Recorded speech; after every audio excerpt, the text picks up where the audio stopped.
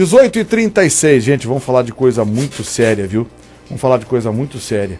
A Sociedade de Pediatria do Rio Grande do Sul está preocupada e dando início a uma campanha que cada vez mais serve de alerta à pais. Obesidade infantil é um problema e um problema grave. E exatamente a Sociedade de Pediatria do Rio Grande do Sul pretende conscientizar crianças e adultos da importância de se atacar esse problema desde cedo de forma consciente. Na ponta da linha conosco, doutora Patrícia Miranda do Lago, que é a presidente da Sociedade de Pediatria do Rio Grande do Sul. Doutora Patrícia, boa tarde. Boa tarde, tudo bem? Tudo bem. Doutora Patrícia, esse problema da obesidade infantil é um problema que já vem sendo atacado no primeiro mundo há algum tempo e que agora as autoridades, e notadamente a classe médica, vem alertando a população brasileira para uma dificuldade que cresce a olhos vistos, né? Exatamente. A Sociedade de Pediatria, preocupada com os altos índices de obesidade infantil no nosso país e principalmente no nosso estado, está lançando essa campanha agora com uma ideia não de tratar a criança obesa, mas a ideia de prevenir, que a gente acha que é muito mais importante agir na prevenção do que depois lá na ponta tentar tratar a criança já com sobrepeso ou com obesidade já definida. No nosso estado, a gente tem índices alarmantes, assim, algumas pesquisas mostram que 30% das crianças, ao redor de 30% das crianças já apresentam sobrepeso e ao redor de 15% já são crianças obesas, né? Isso significa que são crianças que mais tarde vão poder desenvolver uma série de doenças que antes eram doenças características do adulto e que cada vez têm aparecido mais precocemente. Doutora, essa obesidade infantil, ela notadamente enfrenta um problema ligado ao preconceito da subnutrição. As pessoas acham que uma criança, quanto mais bem alimentada, mais saúde terá. Ou seja, a luta contra a obesidade infantil começa exatamente na derrubada desse dogma, né, doutora? Exatamente. Na verdade, a criança superalimentada não é uma criança saudável, né? E junto com isso tem uma série de outros fatores que são característicos do nosso tempo, como assim, aumento do sedentarismo da criança. Antigamente a criança podia brincar na rua, agora a criança fica dentro de casa, na frente da TV ou do computador, a dieta basicamente industrializada, o pouco tempo que os pais têm para conviver com essa criança e então as refeições em família ficaram esquecidas. Então tem uma série de fatores que associados a essa ideia de que a criança gordinha é a criança saudável, tem contribuído para esses índices alarmantes de obesidade que a gente tem observado. O que chama a atenção também, né, doutora, é que a forma como se passa a informação aos pais também tem um componente importante nessa deformação, né? Porque sempre se diz, olha, não esqueçam, a alimentação infantil é importante, tem que alimentar as crianças, olha, porque comida para a criança crescer forte, coisa e tal. Isso aí... Propaganda, né? Trabalho com isso. Pois é. Propaganda. Pois é, e ela ela tem esse componente, né, doutora, essa propaganda que na ânsia de lutar contra a subnutrição, né, a falta de alimentação, a carência proteica de uma criança, acaba atropelando um outro problema, que é a superalimentação, que provoca isso, né, doutora? E os pais ainda têm uma ideia de que, assim, alimentar a criança está relacionada a demonstrar amor, entendeu? A gente, na nossa sociedade, a gente tem muito a ideia de a alimentação estar relacionada à demonstração de afetividade.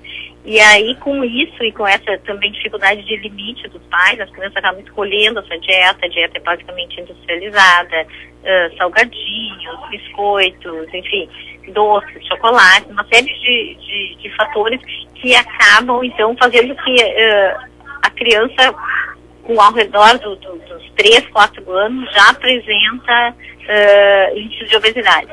E a gente sabe que uma criança obesa, uma criança que obesa aos 4 anos, ela vai começar a ter essas doenças que antigamente eram de adultos, tipo diabetes, tipo aterosclerose, tipo doença cardiovascular, ao redor dos 14, 15 anos. Então, antes a gente via que a diabetes, principalmente a diabetes tipo 2, era uma doença basicamente de adulto. O que a gente tem visto agora nessa última década é que as crianças começam a ter essa doença cada vez com mais frequência. Pois é, a gente também, a partir daí, avalia também um outro conceito mais adiante, né, doutora, que é o fato de que a criança, quando já começa a manifestar, digamos assim, as suas vontades, ela normalmente tende a fazer a opção por alimentação que recebe, digamos assim, uma carga maciça de informação, uma carga maciça conceitual. Entenda-se, hambúrgueres e biscoitos e farináceos, lactáceos que o engordam, que é uma barbaridade, né, doutora? Engordam e além de engordar, é uma alimentação rica em açúcar e gordura, né? Então, os outros itens da alimentação saudável a gente não consegue contemplar com fast food, né? Então, esse também uma luta da sociedade. O que a gente quer, assim, que a gestante se alimente bem, né? Que o bebê tenha garantido aleitamento materno exclusivo, no mínimo até os 6 meses, e que as crianças até os 3 anos tenham uma alimentação saudável. Se a gente conseguir isso, e não é uma coisa difícil em termos teóricos, mas na prática acaba sendo, a gente vai conseguir ter uma geração de crianças muito mais saudáveis depois. É verdade. Doutora, que tipo de reversão de expectativa é possível se proporcionar aos pais, às mães, às próprias crianças, diante de um quadro de superalimentação? Porque a senhora concorda, uma criança hoje que come 2, 3 hambúrgueres por dia, batata frita, biscoito e não sei o que, e bolachinha, bom, enfim, essa criança de repente vai passar a ter que conviver com uma salada, né, um bifinho, coisa e tal. Evidentemente que vai vir aquela famosa frase que corta o coração de uma mãe e de um pai, do tipo, tô com fome. E aí, doutora? Na verdade, a gente tem que, quando a gente trata uma criança com sobrepeso, a gente tem que tratar a família inteira, né? Primeiro, assim, os pais têm que entender que esse tipo de alimentação, eles não estão fazendo o bem para a criança. Na grande maioria das vezes, o que a gente vê é que essas crianças com sobrepeso, elas têm pais que têm esse problema também. Então, a gente tem que atuar em toda a educação familiar. Então, assim, a dieta de toda a família tem que mudar. Não adianta obrigar a criança a beber água ou suco se tem refrigerante na geladeira, ou se os pais dão um exemplo tomando refrigerante.